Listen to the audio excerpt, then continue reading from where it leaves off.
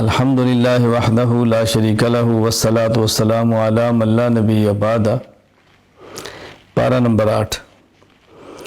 مشرکین رسول اکرم صلی اللہ علیہ وسلم سے اپنی پسند اور مرضی کے معجزات طلب کرتے، استہزاء کرتے، مذاق اڑاتے، تو اللہ تعالیٰ نے اپنے پیغمبر کو تسلی دی ہے کہ ہر نبی کے کوئی دشمن ہوتے ہیں جو پیغمبر کے خلاف سازشیں کرتے ہیں، نبی کے راستے میں رکاوٹیں ڈالتے ہیں، یہ آپ کے ساتھ بھی ہے، لہٰذا آپ دل بڑا رکھیں اور ان حماقتوں کی مذاق اڑانے کی پرواہ نہ فرمائیں آپ۔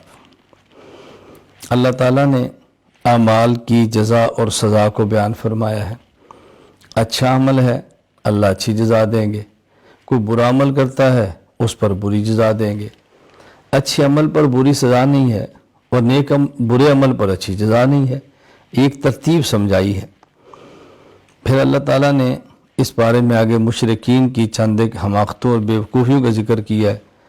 اللہ تعالیٰ کے ساتھ اللہ کے غیر کو شریک کرنا بہت بڑی بیوقوفی ہے۔ پھر بیٹیوں کو قتل کرنا بہت بڑی بیوقوفی ہے۔ نسل اس سے چلتی ہے، اللہ تعالیٰ کی رحمت ہے، اس میں مساہرت کے رشتے قائم ہوتے ہیں۔ اگر یہ بیٹیاں نہ ہوتی تم کیسے پیدا ہوتے، آگے اولاد کیسے چلتی، کسی کی بیٹی نہ ہو تمہارے بیٹے کا نکاح نہیں ہوگا، تو یہ بہت بڑی حماقت ہے ان کی، اللہ تعالیٰ نے اس کو بیان فرمایا۔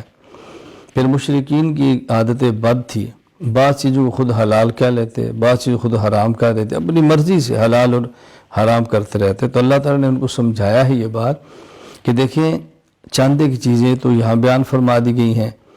مردار حرام ہے جو بغیر ذبح کے مر گیا، رگوں سے نکلنے والا خون جو ذبح کے وقت نکلتا، دم مسفوح، یہ حرام ہے۔ خنزیر حرام ہے، غیر اللہ کے نام پر ذبح کیا گیا جانور حرام ہے۔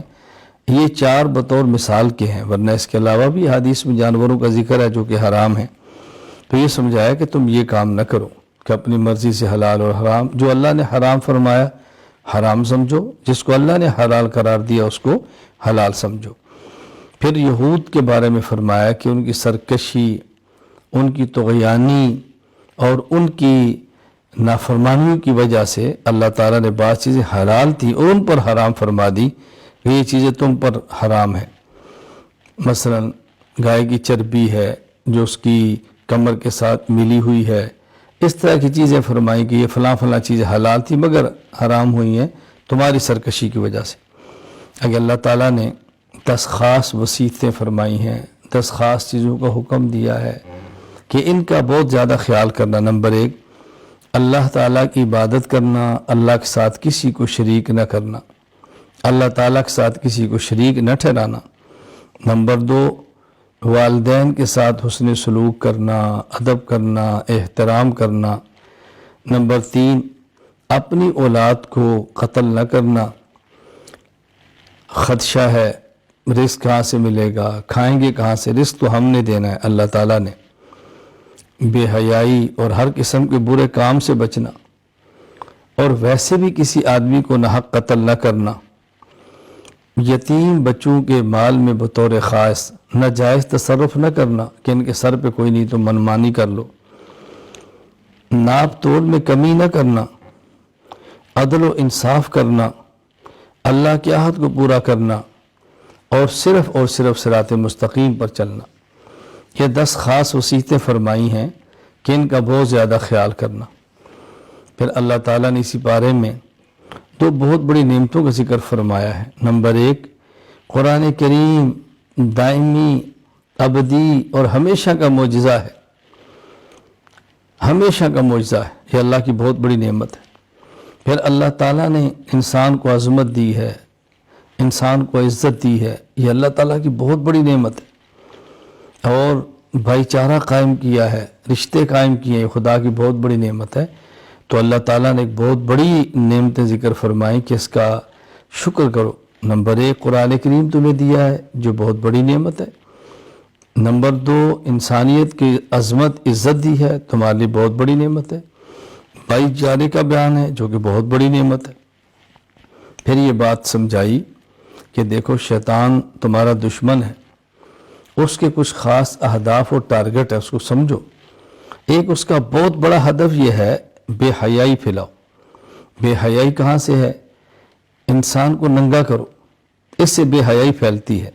لہذا تم اپنے لباس کا بہت زیادہ خیال کرو، لباس کا بہت زیادہ خیال کرو۔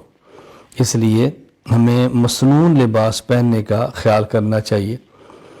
خواتین کو پردے کا بہت خیال کرنا چاہیے، اپنے جسم کو پردے کے اندر چھپا کے رکھیں، محفوظ رکھیں، اس کا بہت زیادہ خیال کریں۔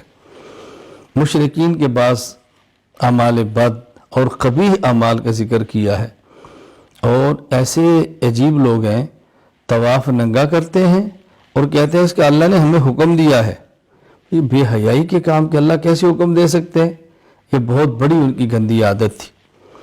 پھر اللہ تعالیٰ نے دین کے بارے میں فرمایا کہ دیکھو یہ ایسا بہترین دین ہے کہ اس چیز کا حکم دیا گیا ہے اس دین میں جو انسان کے اختیار میں ہے، وسعت سے باہر نہیں ہے۔ لا نکلف نفسا الا وسعها، ہمت سے جو بڑھ جائے اس کا اللہ حکم ہی نہیں دیتے، جو برداشت کر سکے اللہ تعالیٰ اسی کا حکم دیتے ہیں۔ ایک ہے کسی چیز کا ناممکن ہونا، برداشت سے باہر ہونا، اور ایک ہے کسی چیز کا مشکل ہونا۔ شریعت کا کوئی حکم ناممکن اور برداشت سے باہر نہیں ہے، ہاں البتہ کچھ مشکل ہوتا ہے، تبھی تو عمل کرنے پہ اللہ تعالیٰ اجر عطا فرماتے ہیں۔ پھر اللہ تعالیٰ نے اس سورہ اعراف میں ذکر فرمایا ہے، ایک طرف جنت والے ہیں، ایک طرف جہنم والے ہیں، درمیان میں ایک دیوار ہے جس کا نام اعراف ہے۔ جنت والے جہنم والوں سے کہتے ہیں اللہ نے ہمارے ساتھ جو وعدہ کیا سچا تھا، ہمیں پا لیا، تمہارے ساتھ جو وعدہ جہنم کا تھا دیکھو تمہیں بھی مل گیا ہے۔ اب یہ اعراف والے ہیں جن کے اعمال نیک اور بد برابر ہیں، یہ کچھ عرصہ اعراف پر رہیں گے جنت اور جہنم کے درمیان، بالآخر اللہ تعالیٰ ان کو بھی جنت میں داخل فرما دیں گے۔ یہاں اس پارے میں توحید کے 3 اہم دلائل بیان فرمائے۔ نمبر 1، اللہ تعالیٰ نے 7 آسمان پیدا فرمائے اور کسی آسمان کے نیچے ستون نہیں ہے، ایک چھوٹی سی چھت بغیر ستون کے کھڑی نہیں ہوتی۔ اللہ کریم نے کتنا بڑا قادر مطلق نے آسمان، پھر اوپر دوسرا، پھر تیسرا، پھر چوتھا، پھر 5واں، پھر 6واں اور 7واں، 7 آسمان بغیر ستون کے پیدا فرمائے۔ کتنی بڑی خدا کی طاقت ہے۔ نمبر 2، اللہ تعالیٰ کہ عرش کی وسعت کتنی زیادہ ہے، یعنی آسمان پھر اوپر عرش دیکھیں کتنی اس کی وسعت ہے، وسعتوں والا عرش ہے اور بغیر سہارے کے ہے، بغیر ستونوں کے ہے۔ اور اللہ تعالیٰ نے پھر سورج اور چاند کی تخلیق بتائی، سورج کیسے پیدا فرمایا، چاند کیسے فرمایا، کتنی بڑی یہ مخلوق ہے۔ اللہ تعالیٰ اپنے قدرت اور اپنی طاقت سے اس کو چلا رہے ہیں۔ بس یہاں ایک بات ذہن نشین فرما دیں، جہاں بھی قرآن کریم میں اللہ تعالیٰ کے عرش پر مستوی ہونے کا ذکر ہے، اس کا معنی ہرگز یہ نہیں ہے کہ اللہ تعالیٰ اپنی ذات کے اعتبار سے عرش پر بیٹھے ہیں یا عرش پر قائم ہیں۔ یہ اللہ تعالیٰ ایک صفت ہے جس کو اللہ تعالیٰ ہی جانتے ہیں اور ہم اس کا معنی صحیح ادا نہیں کر سکتے۔ بس اتنا ذہن میں رکھنا چاہیے کہ اللہ تعالیٰ عرش پر مستوی ہے۔ ہاں البتہ ہمارے بعض علماء نے سمجھانے کے لیے فرمایا ہے کہ مستوی علی العرش کا معنی ہے کہ اللہ تعالیٰ عرش پر غالب ہیں، اللہ تعالیٰ کا امر عرش پر ہے، اللہ تعالیٰ غالب ہے عرش پر بھی۔ یہاں پھر اللہ تعالیٰ نے 6 انبیاء علیہ السلام کے قصے بیان فرمائے، حکمتیں بیان فرمائیں، عبرتیں بیان فرمائی۔ وہ 6 انبیاء کون سے ہیں؟ حضرت نوح علیہ السلام، حضرت ہود علیہ السلام، حضرت صالح علیہ السلام، حضرت لوط علیہ السلام، حضرت شعیب علیہ السلام اور حضرت موسیٰ علیہ السلام۔ ان کا اللہ تعالیٰ نے ذکر فرمایا ہے۔ اللہ تعالیٰ ہمیں شرک سے بچنے کی، توحید اختیار کرنے کی توفیق دے، بری عادات سے بچنے کی، اچھی عادات اختیار کرنے کی توفیق دے، اہل باطل سے دور رہنے، اہل حق کے ساتھ چلنے کی توفیق عطا فرمائے۔ وآخر دعوانا ان الحمد للہ رب العالمین۔